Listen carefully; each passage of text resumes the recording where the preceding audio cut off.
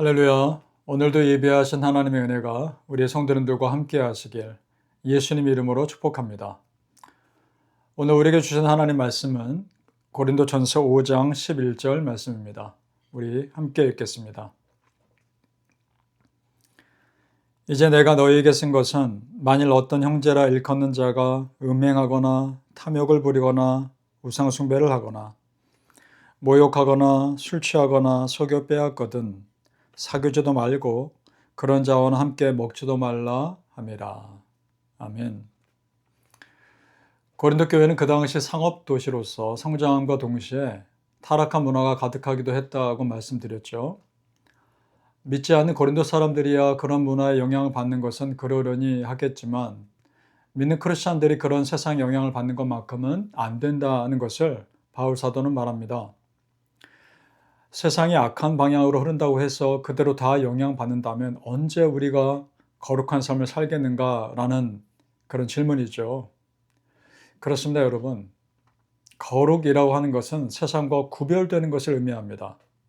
우리 크리스천은 믿지 않는 세상 사람들과 비교해서 삶의 기준이 다르고 삶의 스타일이 다릅니다. 우리 크리스천이 가장 소중하게 여기는 것은 땅의 것이 아니라 하늘의 것입니다. 그리고 나를 기쁘게 하는 삶이 아니라 하나님을 기쁘시게 하는 삶을 사는 겁니다. 이것이 우리 크리스찬의 삶의 모습이고 기준입니다. 바울이 지금 이렇게 고린도 교회에 편지를 쓰는 이유는 교회 안에 음행하는 자가 있다는 소식을 들었기 때문입니다.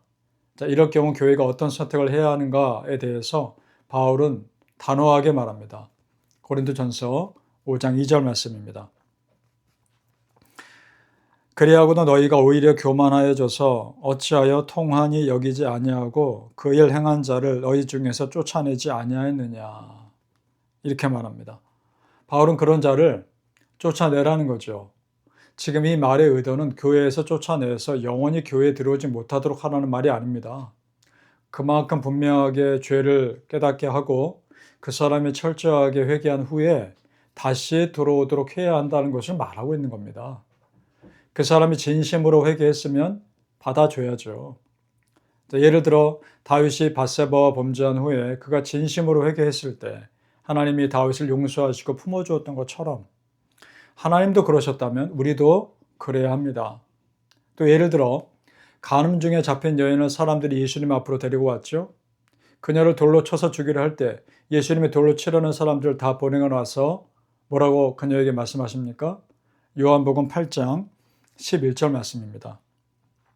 대답하되 주여 없나이다. 예수께서 이르시되 나도 너를 정죄하지 아니하노니 가서 다시는 죄를 범하지 말라 하시니라. 아멘. 나도 너를 정죄하지 않는다고 말씀합니다. 그녀 안에 회개하는 마음을 예수님이 알고 그렇게 말씀하셨을 겁니다. 만약 그녀가 회개하지 않고 전혀 죄를 뉘우치지 않았으면 예수님이 그렇게 말씀하시지 않았을 겁니다. 그리고 그 다음 중요한 말씀하시죠. 다시는 죄를 범하지 말라. 다시는 반복되는 죄의 늪에 빠지지 말라는 겁니다. 반복해서 짓는 죄는 고의적인 것이기 때문에 악하다는 거죠. 바울의 입장을 생각해 보겠습니다. 바울 자신도 예수 믿는 자들 잡아다가 죽인 죄를 범한 사람입니다. 그런 본인도 예수님 인격적으로 만나고 용서받고 새로운 인생을 사는 사람인데 어떻게 회개하고 돌아온 사람까지 막을 수 있겠습니까? 지금 바울이 고린도 교회 안에 이런 죄의 모습에 대해 단호한 것은 공동체의 순결을 유지하기 위한 것이지 그 사람이 미워서가 아닙니다. 그리고 공동체의 단호한 결정을 보고 성도들이 자신들의 죄를 더 돌아보게끔 하기 위함인 겁니다.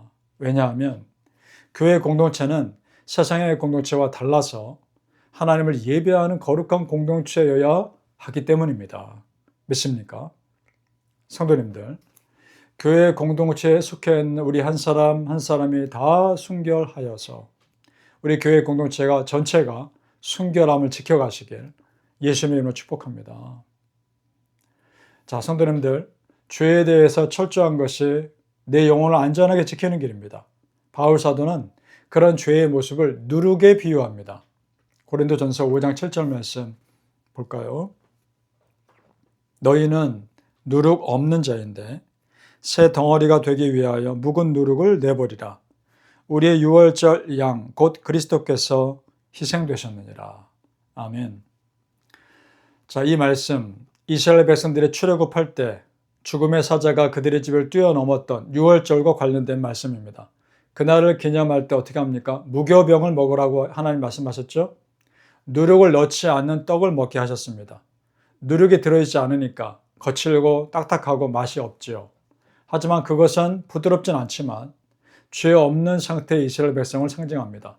그처럼 바울 사도는 그 유월절 사건을 예로 들면서 예수님의 피로 구원받은 우리가 누룩 없는 삶, 즉 죄 없는 삶을 사는 것이 마땅하다는 겁니다. 누룩을 내버리라. 이 땅에 두리뭉실 부드럽게 섞여 사는 죄의 삶이 아니라 믿음 지키느라 세상과 맞지 않고 세상과 갈등할 때가 있고 조금 불편한 관계가 돼도 믿음 지키는 삶을 살라는 겁니다. 여러분, 우리도 믿지 않는 사람들과 관계를 잘 분별하셔서 내 믿음 지키셔야 합니다. 바라기는 우리 성도님들, 믿지 않는 세상과 가까워지는 삶이 아니라 하나님과 더 가까워지는 삶 살아가시길 예수님 이름으로 축복합니다. 아멘. 자, 바울이 죄 지은 자에 대해서 단호한 이유는 그 사람의 영혼을 살리기 위함입니다. 아닌 것은 아니라고 말해줘야 그 사람이 자신의 영혼을 지킬 수 있기 때문이죠. 고린도전서 5장 5절 말씀 보겠습니다. 이런 자를 사단에게 내어주었으니 이는 육신은 멸하고 영은 주 예수의 날에 구원을 받게 하려 함이라. 아멘. 자, 교회에서 내보낸다는 것은 이 세상에 그 사람을 내어준다는 것이고 그 사단에게 내어주는 것과 같다는 거죠. 그런데 그 이유가 오히려 그 사람의 영혼을 지키기 위한 내어줌이라는 겁니다. 그래야 그 사람이 회개하고 돌이킬 것이기 때문에 그 사단의 영향으로부터 돌이킬 것이기 때문입니다. 그런 분명한 징계가 기존 다른 성도님들을 보호하는 것이기도 합니다. 고린도전서 5장 6절 말씀. 너희가 자랑하는 것이 옳지 아니하도다. 적은 누룩이 온 덩어리에 퍼지는 것을 알지 못하느냐. 한 사람의 잘못된 죄의 모습이 전체 공동체에 잘못된 영향을 줄 수 있다는 겁니다. 왜냐하면 사람의 우리 속성은 악한 영향을 쉽게 받기 때문입니다. 여러분, 누구도 예외가 아닙니다. 죄는 나도 모르게 나를 넘어뜨릴 수 있습니다. 오늘 바울 사도의 말처럼 적은 누룩이 온 덩어리에 퍼지는 겁니다. 내 안에 작은 죄가 나를 쉽게 넘어뜨릴 수 있는 겁니다.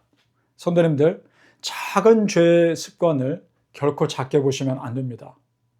데살로니가 전서 5장 22절 23절 말씀입니다. 악은 어떤 모양이라도 버리라. 평강의 하나님이 친히 너희를 온전히 거룩하게 하시고 너희 온 영과 혼과 몸이 우리 때에 흠 없게 보존되기를 원하노라. 아멘. 우리 영과 혼과 몸이 흠 없이 보존되도록 악은 어떤 모양이라도 아무리 작은 것이라도 버리라는 겁니다. 그 죄가 마치 누룩처럼 온 몸과 우리 영혼에 퍼지기 때문입니다. 바울은 지금 고린도 교회 공동체 전체를 지키기 위해서라도 죄 지은 그 사람에 대해서는 단호해야 한다고 말하고 있는 겁니다. 그것이 공동체도 지키는 것이고 그 사람도 지키는 길임을 알기 때문입니다. 그렇습니다, 여러분. 죄는 우리 믿는 자들이 평생 싸워야 할 겁니다. 그 싸움에서 우리는 반드시 승리해야 합니다. 바라기는 성도님들, 내 안에 어떠한 죄된 마음과 생각이라도 그때그때 끊어내시고 거룩함을 실천하며 살아가시길 예수님 이름으로 축복합니다.